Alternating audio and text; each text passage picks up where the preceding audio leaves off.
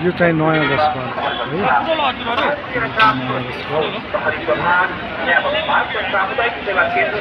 पश्चिमतिर लाग्ने गाडीहरूको होला, पूर्व पनि होला, पूर्व यताबाट होइन होला।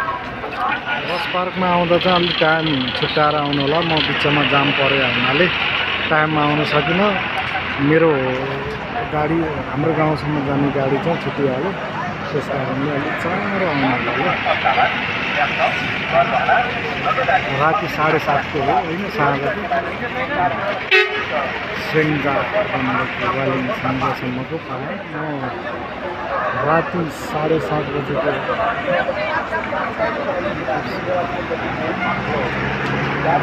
रातिको यो टाइम त्यहाँ दुईजना मात्रै छ। त्यहाँ म सुरुवाती बसेको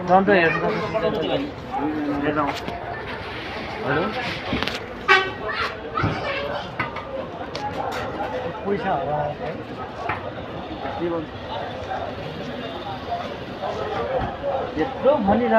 भर्खरको भर्खर यहाँ आयो, मान्छे चढ्न पाएको थिएन, पैसा चोरी भयो भन्ने कुरो आयो।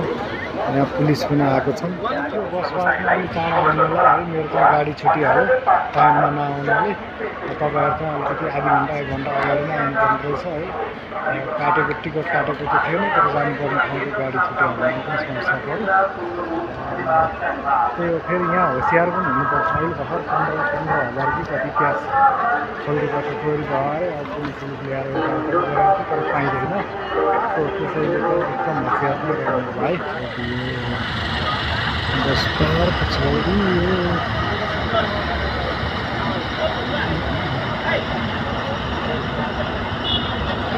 बस पार्कबाट ठ्याक्कै 8 बजे वालिङको लागि।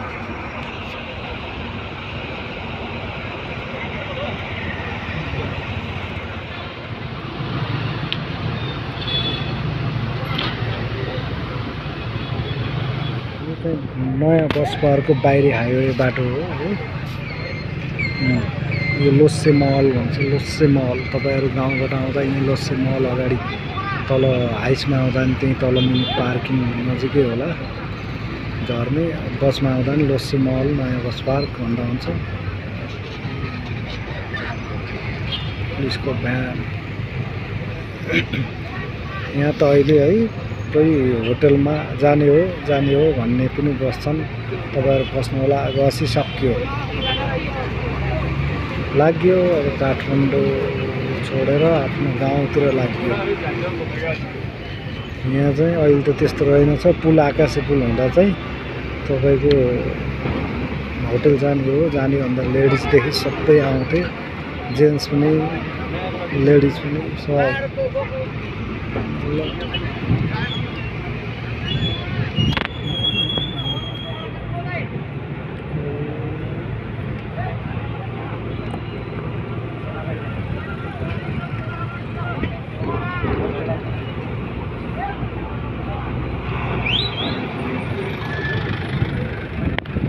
त्यहाँ रचन्त